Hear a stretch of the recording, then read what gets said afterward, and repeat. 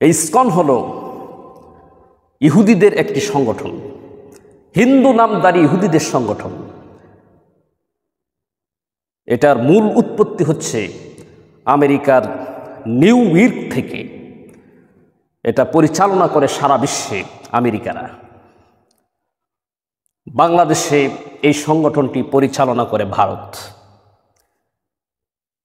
এই ইসকনের তাদের মূল উদ্দেশ্য হচ্ছে, এই সংগঠনটির মূল উদ্দেশ্য হচ্ছে সারা বিশ্বকে মুসলিম মুক্ত করা, সারা বিশ্ব থেকে মুসলিম নিধন করে সারা বিশ্বে হিন্দুত্ববাদ প্রতিষ্ঠা করা।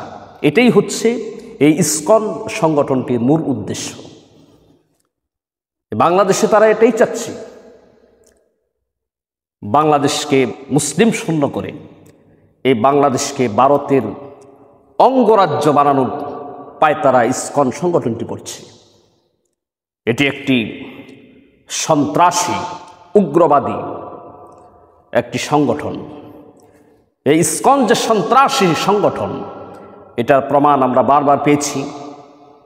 2024-এর ঘটনা আমরা সকলেই জানি। 2024 সালে নভেম্বর মাসে চট্টগ্রামে একজন মুসলিম অ্যাডভোকেটকে, সাইফুল ইসলাম আলিফকে প্রকাশ্যে দিবালোকে আদালত চত্বরে তাকে গলা কেটে প্রকাশ্যে নির্মমভাবে হত্যা করা হয়েছে। এরপরে আমরা লক্ষ্য করেছি পবিত্র কোরআনে কারীমকে এরকমভাবে পা দ্বারা আঘাত করে কোরআনে কারীমকে অপমান করা হয়েছে। সারা বিশ্বের মুসলিমদের কলিজায় রক্তকরণ করানো হয়েছে। এরপর গাজীপুর এক মহিলা মাদ্রাসার একজন 13 বছরের যুবতীকে 3 দিন পর্যন্ত তাকে অচেতন করে আটক করে তাকে পাশবিক নির্যাতন এবং তার ইজ্জত হরণ করা হয়েছে।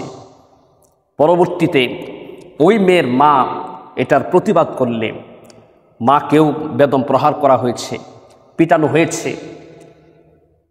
এবং প্রশাসনের যে পুলিশকে এটার তদন্তের দায়িত্ব দেওয়া হয়েছিল, সে এটার তদন্ত না করে উল্টা ওই মেয়ের মার উপর জবরদস্তি করেছে এবং তার বক্তব্য পাল্টানোর জন্য তাকে জোর করা হয়েছে।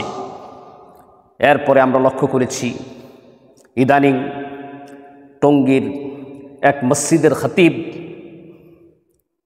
মুফতি মুহিবুল্লাহকে তিনি এই ইসকনের বিরোধিতা করার কারণে, বয়ানের মধ্যে এই ইসকনের বিরুদ্ধে বলার কারণে তার উপর পাশবিক নির্যাতন করা হয়েছে, তাকে বারবার আঘাত করা হয়েছে এবং এক পর্যায়ে কয়েকদিন আগে তাকে ভারতে পাচার করার জন্য তার হাত পা শিকল দিয়ে বেঁধে অচেতন করার ইঞ্জেকশন পুশ করে তাকে ওই পঞ্চগড়ের এক জঙ্গলে তাকে হাত পা বেঁধে বিবস্ত্র অবস্থায় তাকে সেখানে ফেলে রাখা হয়েছে। এবং মিডিয়াতে দেখলাম তার দাড়িও কেটে ফেলা, দাড়ির কিছু অংশ কেটে ফেলা হয়েছে। নাউজুবিল্লাহ মিন যালিক। এই যে এই সমস্ত ঘটনাগুলি ইসকন সংগঠনটি ঘটাচ্ছে, এর দ্বারা একেবারে দিবালোকের ন্যায় আমাদের কাছে স্পষ্ট হয়ে যায় এটা একটা সন্ত্রাসী সংগঠন, এটা একটা উগ্রবাদী সংগঠন। সাম্প্রদায়িক দাঙ্গামা সৃষ্টি করে, সাম্প্রদায়িক দাঙ্গা সৃষ্টি করে মুসলিম এবং হিন্দুদের মধ্যে একটা গোলযোগ সৃষ্টি করার পায়তারা এরা করছে। এরা ইসলাম বিরোধী, কোরআন বিরোধী, নবী বিরোধী, এই দেশের স্বাধীনতা বিরোধী, এই দেশের স্বাধীনতার সার্বভৌমত্ব বিরোধী। এজন্য আমরা বর্তমান সরকার প্রধান, অন্তর্বর্তীকালীন সরকার ডক্টর ইউনূস, ওনার কাছে আমরা জোরালো আবেদন করছি, এই ইসকন সংগঠন এটা হচ্ছে ইসলাম বিরোধী সংগঠন।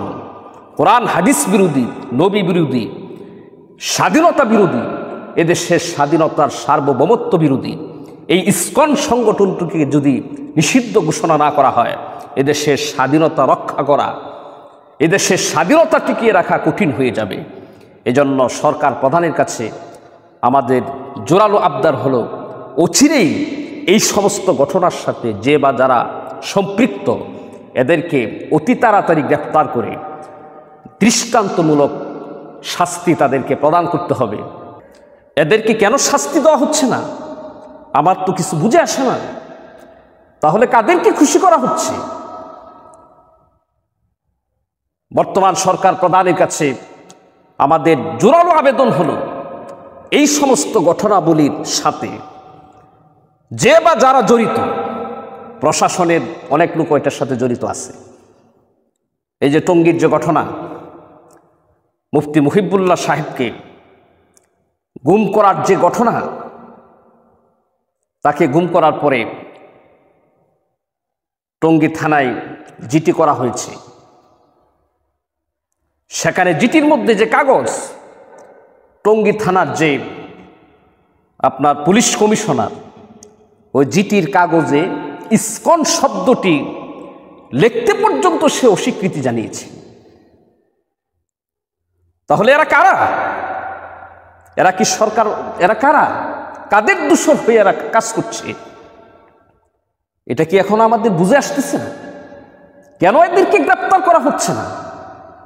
সরকার প্রধানের কাছে আমাদের জোরালো আবেদন হচ্ছে, এই সমস্ত ঘটনার সাথে যে বা যারা জড়িত এদেরকে অতি সত্বর গ্রেপ্তার করে শাস্তির আওতায় আনা হোক, তাদেরকে দৃষ্টান্তমূলক শাস্তি প্রদান করা হোক, যাতে করে এই সমস্ত সাহস কেউ পরবর্তীতে আর না করতে পারে। এবং এই ইসকন যে সংগঠনটি যদি বাংলাদেশের স্বাধীনতাকে ধরে রাখতে হয়, বাংলাদেশের স্বাধীনতার সার্বভৌমত্বকে যদি ধরে রাখতে হয়, এই ইসকন সংগঠনটিকে অতি সত্বর নিষিদ্ধ ঘোষণা করা হোক। এটা সরকার প্রধানের কাছে আমাদের সকলের প্রাণের দাবি।